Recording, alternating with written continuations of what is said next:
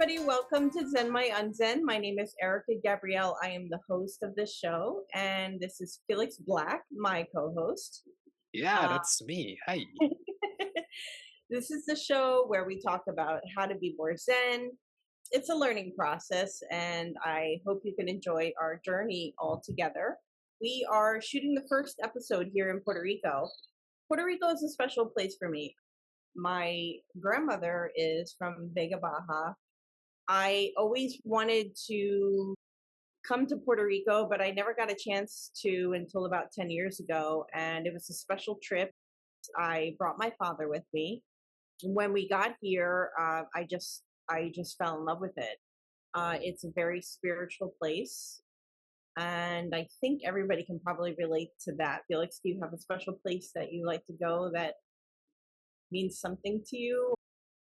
Oh, that is a tough one. I'm man of a mysterious past. No, what I mean is that I spent a lot of my childhood moving places, so I was not really able to generate like a cohesive relationship, like spiritually with one single place, except for this little place in Mexico City called Coyoacan. That brings all the childhood memories I can remember back to me, and being there always feels right. You know, when something is natural, you feel like in your habitat.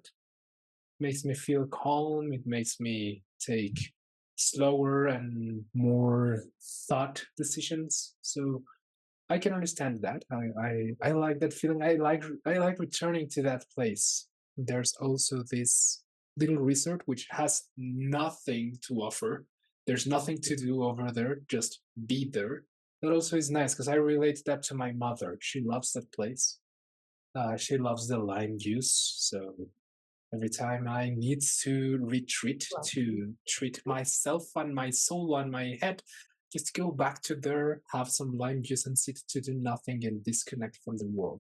I wanted to talk a little bit about the history of the company. My mother started one of America's first psychic companies. Unfortunately, my mom passed away in 2009. I had to move back from California. She knew that the company really meant something to her and to me, and so it was really important for her to pass that on to me. And so I've taken it over since then, and I've been modernizing it ever since. And now, with my background in entertainment, I'm trying to turn us more into an entertainment company. So I think that would be one of the special things about this show is that I have such an extensive background in, I guess what you could say, paranormal. Yeah. Then you came into the company how many years ago now? Can you? Uh, 3.5, I'd say. I saw that you kind of had you had an interest Yeah, in more than just what we do, but you're kind of into paranormal things as well. that's what Um, I live for. so you want to talk about your background a little bit and have you ever had any experiences out of the norm experiences or Oh, sure. Thank you. Well, I have a weird background because I was sure I was meant to be a doctor. So I started preparing myself and studying and paying for courses and getting a paramedic license since I was 14 till I was 18. My father died. He had a sudden stroke, Mhm. and that changed everything for me because I didn't know if I could keep studying because my plans were either going to the city or to the army to study medicine. Both implied leaving my mother alone, so I changed my plans and then I become a school teacher, and there's where I found my calling because I discovered I liked caring. I needed that. Well, also I'm a big fan of media production. That's my personal interest. I feel like teaching is like my calling, but media production and computers are my passion. So, and around the paranormal, oh, I used to get dreams before people near to me passed away, and that was very, very intense for me. It was, Yeah. yeah, it gave me panic attacks whenever I dreamt of someone because I didn't know if they were passing. So I lived in fear for that. I think I blocked it because of it. All right. Well, then I will share some of my experiences. Yes, please. People assume because I own a psychic company, they're always like, oh, you're a psychic, and yes and no. Okay, so Yeah. am I psychic? Yes, everybody's psychic. Everybody is psychic. Do I like being a professional psychic? No, it's not my thing. I love running the company. Yes. My mom was a tarot reader, but I am, I think, a little bit too empathic. I saw things when I was little, Yes. and so it's kind of like I have a respect for it, and I have my own experience. I know that it's real, but it doesn't necessarily mean that I want to like practice that part of it. Yeah. It, quite frankly, it kind of gives me the heebie-jeebies a little bit. Like, Yes. Yes. like Yes. Yes. I Yes. couldn't imagine like being a psychic that like had to go into a haunted area Oh, home, yes. because no, I won't. I don't want to see dead people. It's fine. They can remain dead. Thank you. you Yes. know. Yes. Yes. Yes. So Yes. I'm good. I saw enough weird things when I was little, and I think it kind of made me personally put those things at arm's length, and Yes. it doesn't mean that some things still happen to me that um well, right now I kind of, with my mom, I welcome it, and she's definitely sent me messages. I've had very strange things happen since her passing, and if anybody was going to come through, it would be my mother for sure. Um, she has done many things, from everything from like exploding a light bulb Oh, when I asked her to send me a sign. Like literally, got a minute later, she explodes the light bulb. that's Um, so intense. yeah, Like an exploding light bulb sounds like. she likes to scare the crap out of me. Yeah.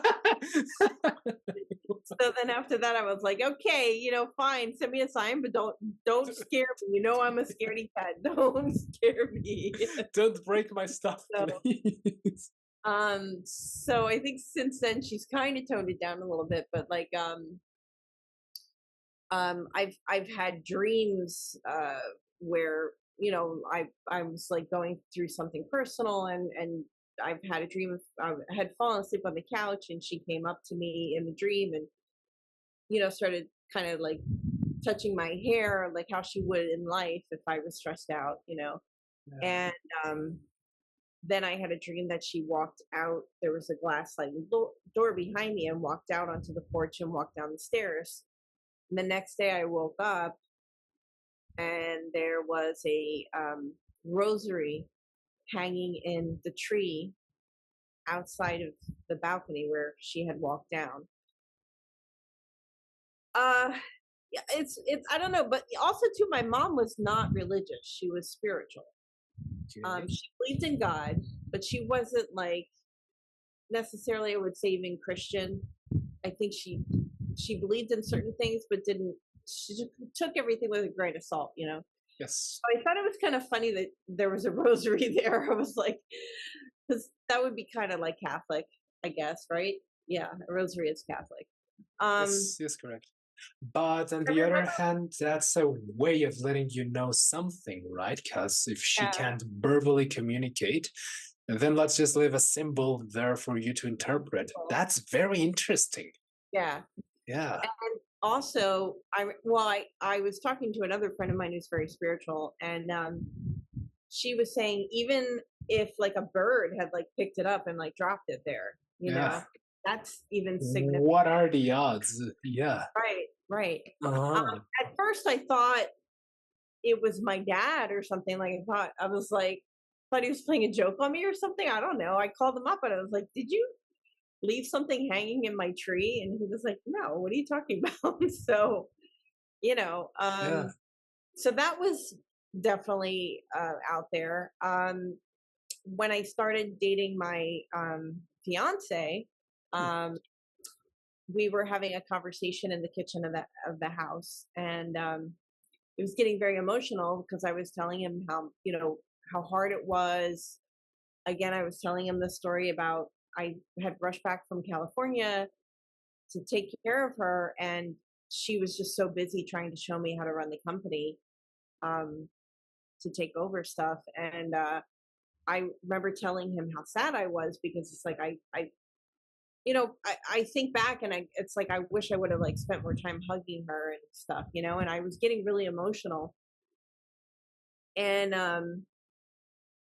just then we hear bang, Oh, this bang. Psh. We look up and all this water is like going up and up. And I had brought up a pack of seltzer water like a week ago, and it uh-huh. was sitting on a shelf, and one of the cans just exploded while we were talking about her. Oh, wow. And it's not like I had just brought it up and it had gotten shaken or something. It It was sitting there. sitting there, it wasn't in the sun, Yeah. it wasn't in the light.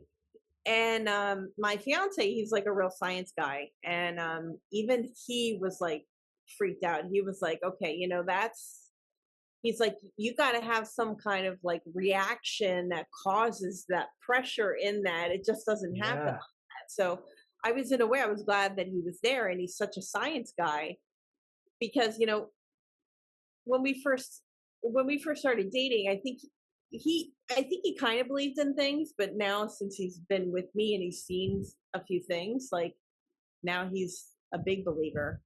But So so you science minded at the same time, you made him sensible of these forces. I think that when you are intensely talking about somebody and they've passed, they come. I remember that happening with my father, but I never really related it.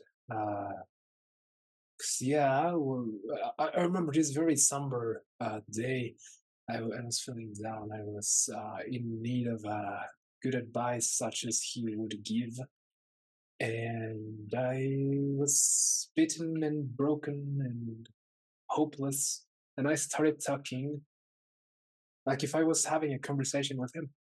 Mhm. And then one of his pens dropped to the floor, but it had not moved any time before. It was in his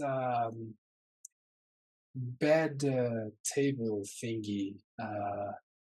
He was a lawyer, so pens are a big deal amongst lawyers. So that's a very It's the personal. fence.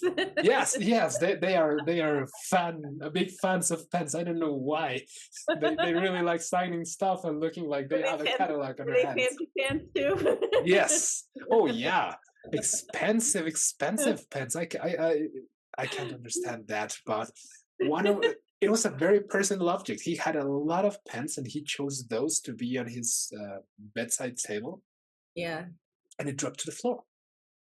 yeah, It had never moved before. I didn't touch his things because I was not ready to start cleaning up, yeah, and it just dropped, and I was like, okay, it got me out of my yeah. depressive mind state. I think that's what he was looking for. He distracted me, I and think they have some kind of like they can control energy somehow. yeah, And it's funny because like all the things that they're kind of like discovering now with like quantum physics and like it's like people in our industry, like we've been saying this stuff forever. In my opinion, I think when we pass, I think what it is that we go to another dimension. um and I think that our bodies are cages in a way. And Yes. you know how we have our senses. I think when we're free of this cage, I think we have like infinite amount of senses. Hmm. That makes sense, right? So it's like Yeah. as humans, we have certain senses. A being, a spirit in an owl has totally different senses. Yes. So a dog they sees in black and white. I don't know if that's true, but I'm just what I'm saying is once we shed this cup that we're in, our souls and our spirits just explode and expand with knowledge and senses, you know? And Yeah. I think maybe that's why they can see us, but we can't see them because I we does that make sense? Yes, that makes a lot of sense. I was thinking, do you think this may be related with existential planes? Like the way I was understanding it as you were speaking is as living entities, we live in a three-dimensional, four-dimensional space if you count time. Hmm. But I don't know, movies like the Insidious saga, which presents a concept of the afterlife, which is an infinite time loop that embeds present, future, and past at the same time. Like the perception of these reality aspects or these dimensions can shift, and maybe you can expand to others as the spectrum color. You don't know which colors you can't see because you can't see them, but now that you are not restricted by your human mortal abilities, senses, state of being, maybe Yeah. you can comprehend those things because a whole new spectrum of dimensions or senses present to you. You know, now that I think about it, there's actually something else that I totally forgot about that happened to me before I moved into my first. Um, well, I moved into my house that I purchased right after I purchased it, right after my mom passed away. And funny enough, it was really the only house that her and I looked at together. And she loved it, and she wanted me to buy it. A couple of months later, she had passed. I want to say, yeah, because I was there in December, and we got the news at the end of December, and I had come back. Long story short, I couldn't afford the house at first, and I kept thinking, how much she loved it, how much I loved it, and then I would like every once in a while I would go back. Well, it turned out the lady months later she drastically like dropped the price, and so I went ahead and started going through the all the stuff that you have to go through to purchase a house. But it finally happened, and I remember going through the house, and you have to take those pictures. Yes. We call it it's your like your final walkthrough. And so I took all these pictures of the inside of the house.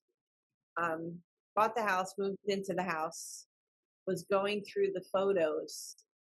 I was just shocked and taken back because there were these orbs in the photos in the house. I used to be a photographer, and I went to photography school, and I cannot explain these orbs. Sometimes they happen and it's light. It's just like a light refraction. There was just no sunlight, no nothing beaming through. It was impossible. It was coming from a dark space.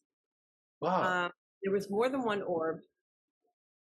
And so I always thought, okay, this has to be something. Maybe it's my mom. Maybe she was there the day, I'm about to purchase the house.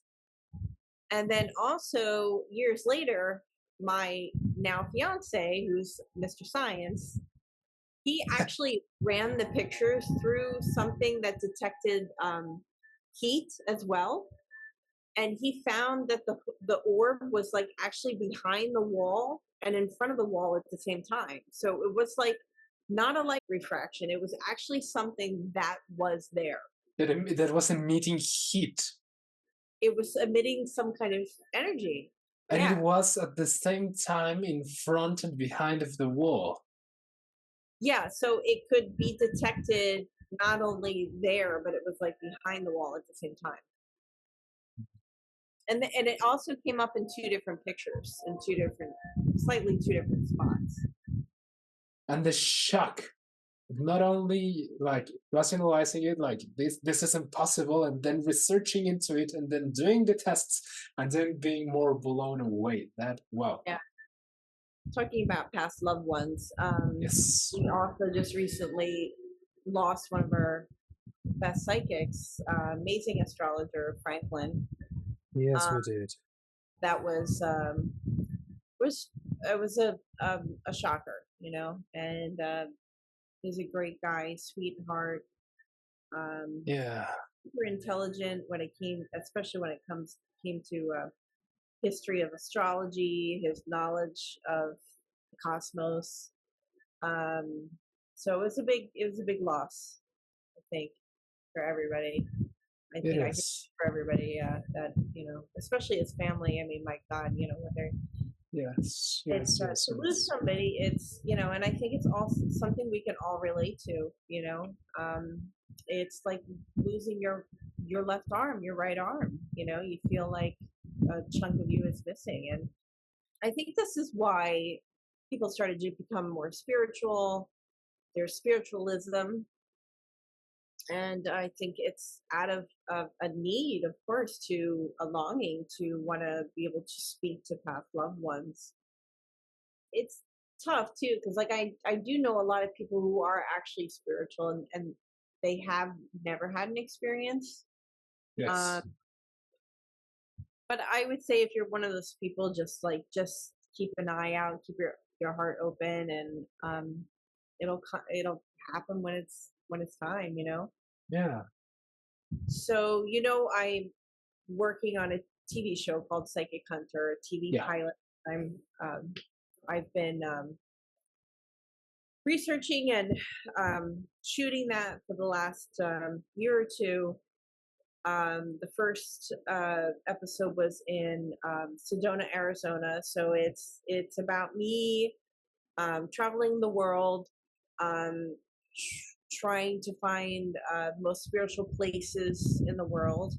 Um, Also, the psychics that are there. I interview the psychics.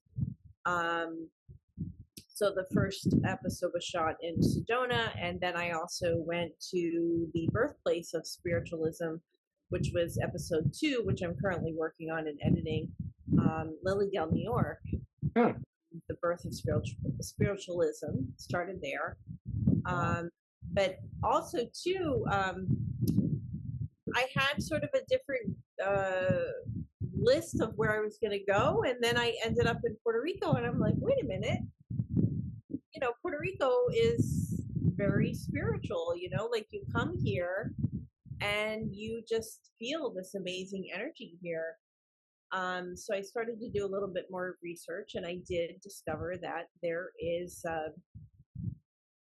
a spiritualism following here that sort of started around the same time in the late 1800s, where it did in Lilydale. So I think my third episode I would like to shoot in Puerto Rico and about Puerto Rico. So I'm hoping from the podcast that we can get some feedback from people who are Puerto Rican, living in Puerto Rico, that might know a little bit more about the spiritualism here. I would be interested in hearing some stories. It's kind of like a little twofold here, because the Spanish roots brought Catholicism, and then the Taino roots, were the indigenous Indians here, sort of brought, I think, kind of a little bit of the spiritualism along with the African influence that came here as well. There's so many mixtures of cultures here. Obviously, Spanish. originally they thought that the Taino died out from disease from the Spaniards coming, but through DNA testing, it's really been, especially in the last few years, have been proven no, the Taino survived. Apparently, what they did is they fled up into the mountains Oh, and they survived and eventually just mixed in with the Spaniards that were here. Interesting enough, too, additionally, there's other cultures that settled here. Germans are the second biggest population. really? Yeah. Corsicans is the third biggest population. So there's a lot of different cultures here, it's a Yes. hodgepodge. And but anyway, I'm getting off track with spiritualism, but there is a big movement here. And it's funny enough because I remember my grandmother being very superstitious, and she would, according to my dad, do funny little things. And we all thought it was funny when we were kids. He would tell us stories about her making little talisman or trinkets to put under his bed at night to protect him, to ward off the evil spirits. Yeah, the evil eye protection. Yeah, something, she would make some kind of something out of herbs and mixtures.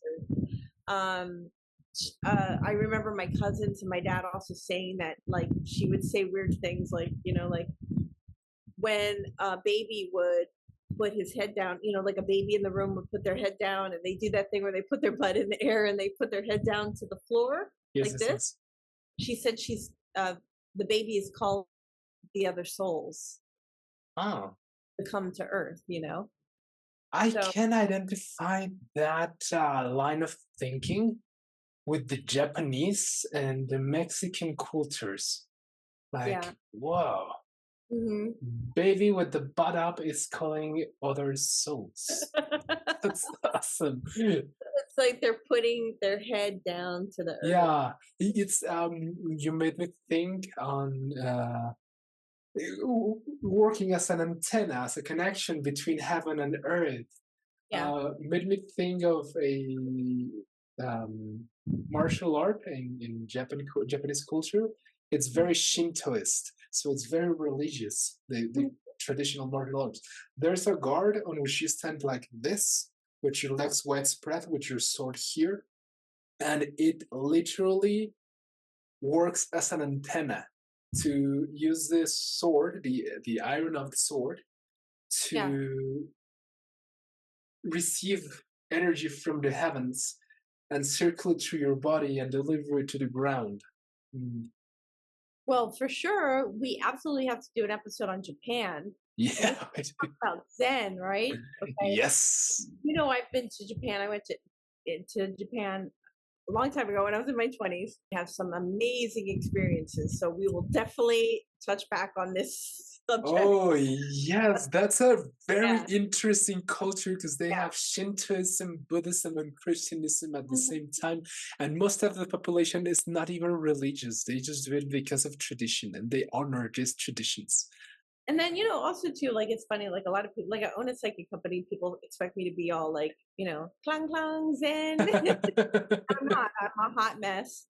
So, but that's kind of like the point of the show is that zen my unzen, because I already know I'm not zen, but I'm trying to be, my whole life I've kind of been like very, I don't know, like into the subject matter. I don't know if it's because of what my mom did or just maybe it's just in me, but I've always been attracted to anything zen, like Yes. that. I just have that desire to have that in my life, and I've always done like a lot of research into it, and I've always been so fascinated by the topic. Also, going back to Puerto Rico again,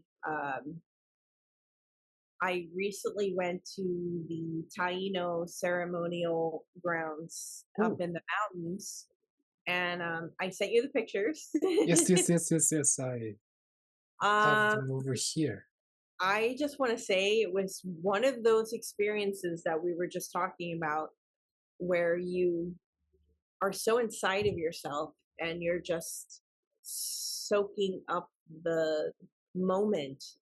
Um, it was a very spiritual experience, and then on the way down, so you park and then you have to sort of walk down this path.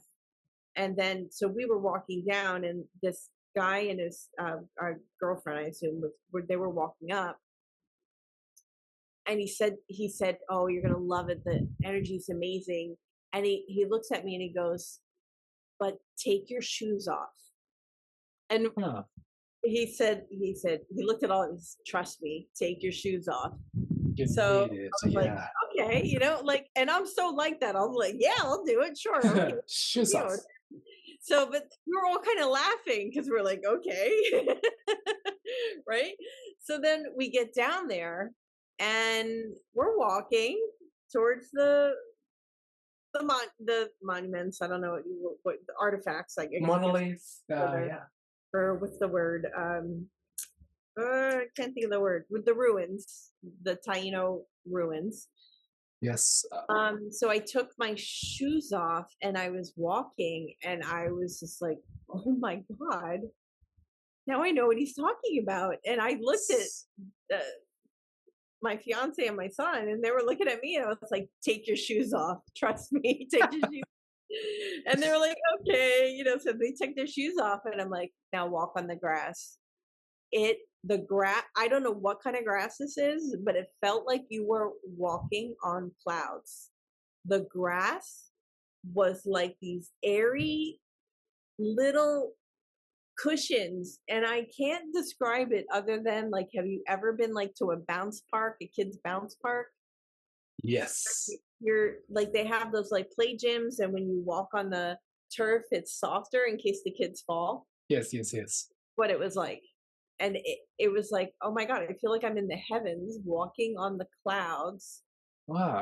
It's such a sensory experience Yes. that adds to the the uniqueness of the place, And so I'm just walking, and I'm taking all this in, and we first started kind of like, we saw the stones with the carvings and the drawings on them, and we kind of just gravitated more to the trees, because these trees were like so um monumental, Yeah. super tall. Like, I sent you a picture with my son standing under the tree. You can No, see how tall it's a it is. massive tree.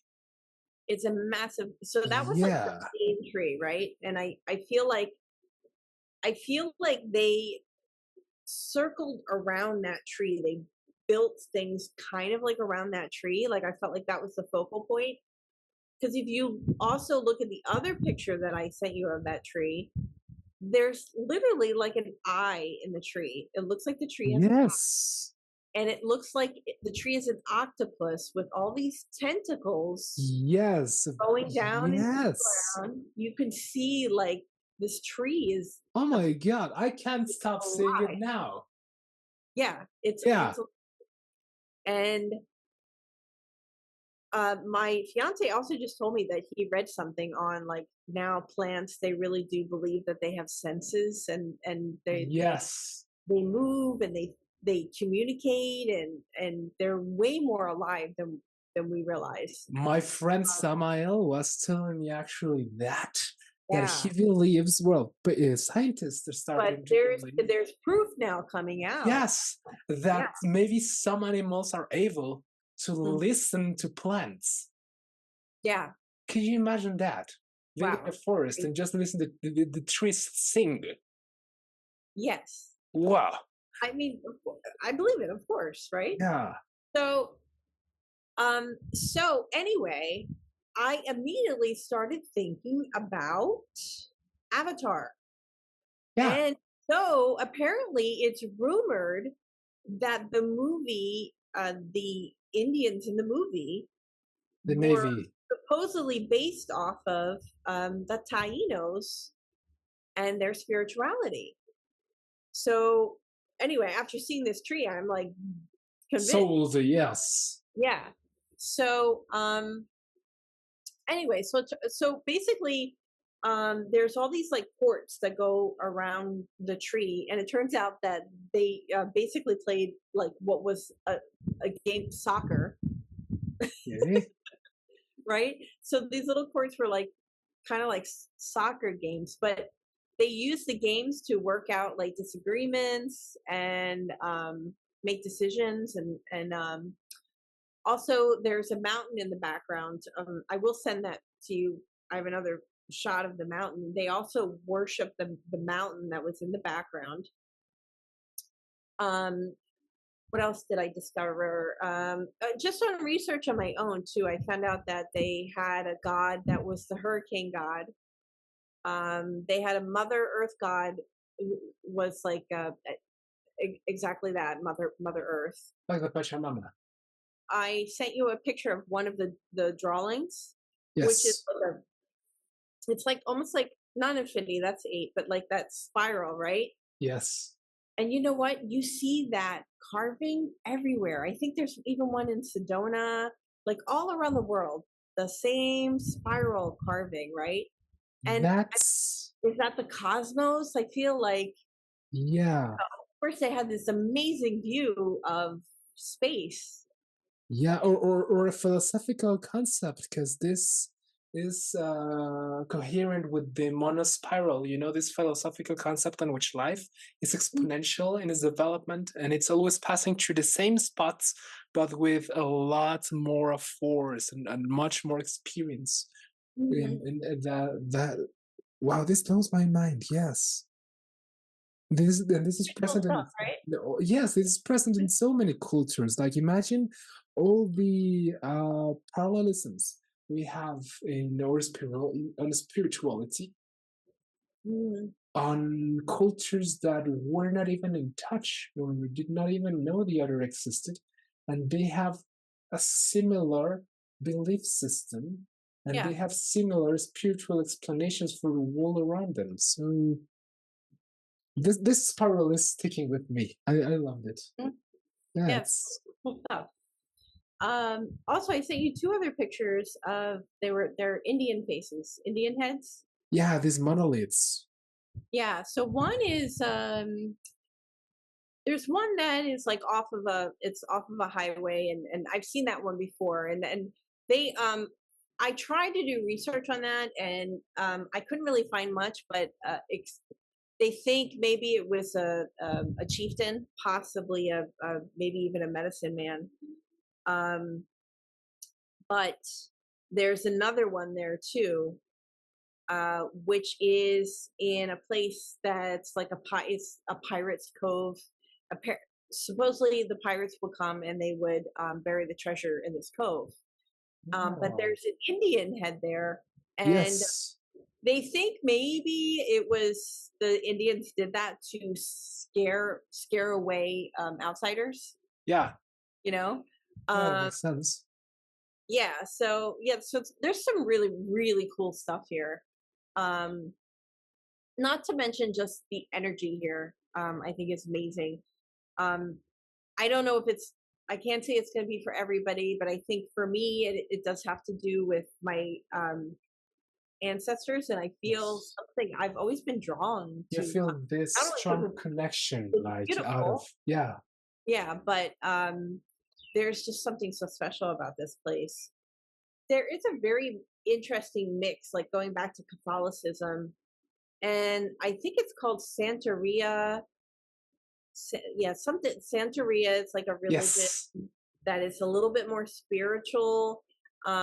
Maybe it's a little hush hush. Do you know if that is like Latin American? Because it sounds like I know it. Yeah, Here it's pronounced Santeria, and Santeria. Okay, thank you. yes, Thank you. and So, it can be really intimidating because most of the santeros, the santiers, if you may, they still do curses and they still do voodoo. Once yeah. I got in an argument with one of those, and he threatened to put a curse on my head. What? What? Say this again. A santero Yeah. once threatened to curse me. Why? What did you do? I was going into a little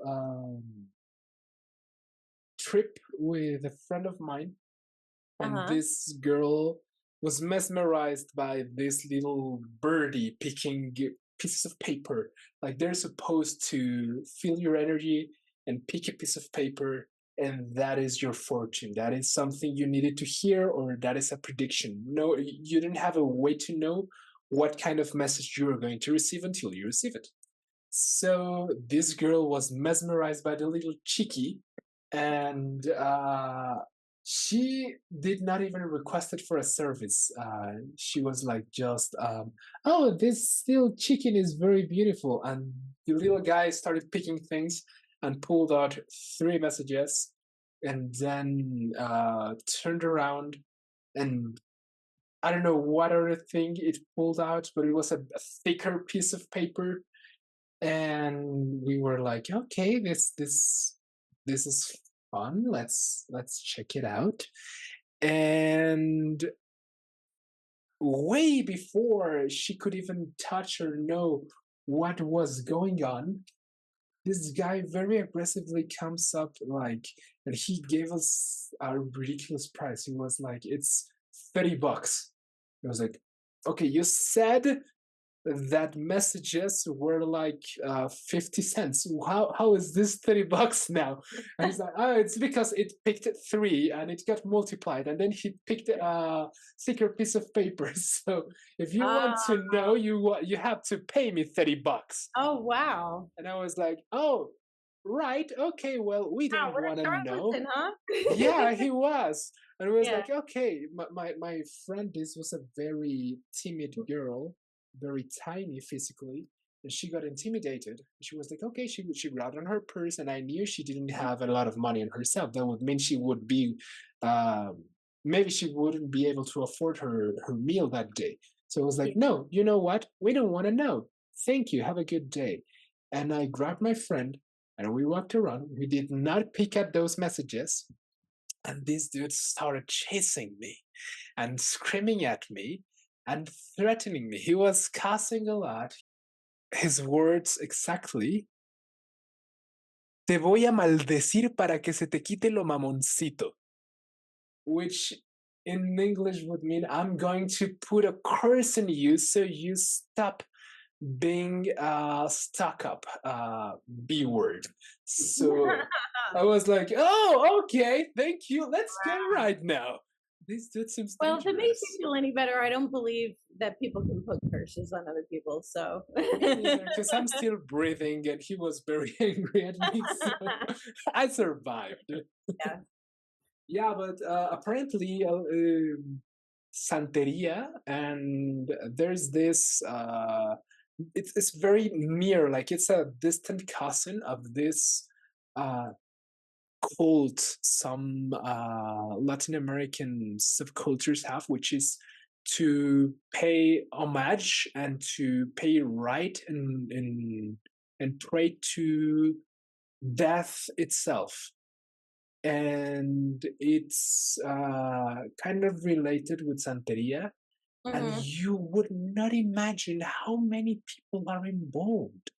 Like it's already happened to me like 6 times that I did this. This already happened to me like 6 times that I am just casually talking to my Uber driver. Yeah. He turns out to be like a high level priest of Santeria. And it blows my mind away, because these guys I've known on Uber or Didi, they are not selling stuff. They do believe in their craft, and they can pull information out of you that shocks you in the way of, how can you know something so personal or something so fitting just by looking me into the eye? That brings me back to what you said. Everyone is psychic. You can't, you just can't judge a book by its cover, because if you're thinking on spirituality and maybe a spiritual job, I think the last thing you would think of, it's an Uber driver, because it's so industrial, it's so capitalist. But then you get to know the people who's behind the wheel. Well, I always tell everybody that just like Just like people are born maybe to be a doctor or a painter, some people are just born more, a little more psychic or to be a psychic. Yeah. Um, and, I do believe that we all have it. Just some of us are more in touch with it than others. And then those that are more in touch with it, if they hone the craft and study it, they become stronger. Um, I haven't chosen to do that because I don't want to get stronger. Again, I don't want to see dead people. No, it's a big load. It's a Yeah. lot of work. Yeah. So, but also the other thing is, and this is why it's good to go through a psychic company. Let's be honest, some psychics are not good people. Just because somebody is a good psychic, it doesn't mean they're a good person. So Yes. you do have to be careful. Like, we've heard, how many stories have we heard of, like, people going to, like, a psychic, and I'm not saying, all window psychics are like this, but there are those psychics out there, and they'll say, oh, you have a spell on you, give me $3,000 and I'll take off the spell. Yeah. So doesn't mean, and they might be good. They might tell you a couple things that pull you in, right? Doesn't mean they're a good person. Yeah, there's always this factor of intimidation and coercion through brutality, because that's it. It's threatening your livelihood, your well-being. Like, you want to Yeah. keep this spell, you want to keep this curse on you. Well, if you don't want to, you have to give me Yeah, money. it's manipulation. Absolutely. Yeah, it's So very. just for the record, I don't believe anybody can put a spell on another person. I think that if you hear somebody, oh, I'm putting a spell Yes, on you, you can create your own. That's kind of like they're psyching you out. So in that's exactly what I was spell they're thinking. putting on Yes, you, you you get know? psyched and you curse yourself. Right, right. Yeah, So yeah, don't give them that power. yeah, Won't have it absolutely, over you. Yeah, yeah. absolutely, absolutely. But going back to, again, being here, and my grandmother, Yes. um, there's a couple of stories apparently that growing up I heard, is that my uncle, apparently, my great uncle, maybe, yeah, my great uncle was a witch doctor, Oh, or I guess a shaman, okay, and apparently lived in a cave. what? What? I need to I've been so busy, and I've been meaning to talk to my cousins because I don't want the information to, like, Yes. dissipate with, as like, as we get older, we forgetting things. But Uh-huh. I really, really need to find out, because, like, when we were kids, we were all like, "Okay, what?" You know? But, like, now I'm thinking, "Oh my god, my great uncle was a shaman and he lived in a cave? That's Wow, that's cool." hardcore. Yeah. So I need to talk to my cousins to try to see if we can at least write some of the stuff down before we forget it. But yeah, it's just a very, very spiritual place, and one of the things that I love about coming here is that people are very much in touch with nature. Hmm. Even the food is, like, amazing. Yeah, of course, everybody's like Puerto Rican food, but no, it's like, um everything, like, everybody tries to, like, be more organic here, and just the quality of everything is, like, at a higher level, and people are so immersed in nature that they can't help but be more spiritual. And again, that's why my heart is here, and I absolutely love it. If you can do it, travel is such an eye-opening thing, Hmm. to see other cultures and see. You just have these moments. I think these, like, moments of clarity, of feeling alive when you see something that you've never seen before, Yes. or maybe you're seeing something that nobody else has seen before, experiencing something inside that nobody's. It's your own uniqueness feeling that you're having, a memory that you're creating, and it's like, I call these, like, little gems of life, that make you feel so Yes. alive. Yes, Um, nothing feels more like life like when you experience something for the first time. yeah, It demands all your attention and it feels magical. Yeah. or something, and also something very spiritual, like going back to what you've experienced personally, what I've experienced personally, it makes us believers. And then, people also come to me, because of what I do, and they say, well, is it real? And Mhm. I'm like, well, yeah, of course, because I wouldn't be doing it unless I didn't really believe in it. And I've had my own experiences, but I always say to them, it's not my job to convince you. You have to have your own personal experience, and then Yes. you can believe. And until you have one of those experiences, it is hard to believe. I get it. But when you do, it's like, I don't know, it's faith. Just like you said, it's eye-opening. Yeah, it's eye opening, but also I think in a way when you have those little experiences, it's like makes it gives you proof kind of in a way. Yeah. But it's proof for you. You can't always expect everybody else to be seeing the Yes, same you're because seeing. it's so personal. Yeah, Because it is a some, personal thing. Just yes, religion is a very personal thing. yes, it is. Um, like I would want any religions to come and feel like they can be a part of something like this, a show like this, because it really doesn't matter what religion you are. It's really about humanity, or just that universal gel that binds us all together. Yeah. Cohesion, I was thinking of, yeah, what makes like what makes us stick together as people, humans, a society.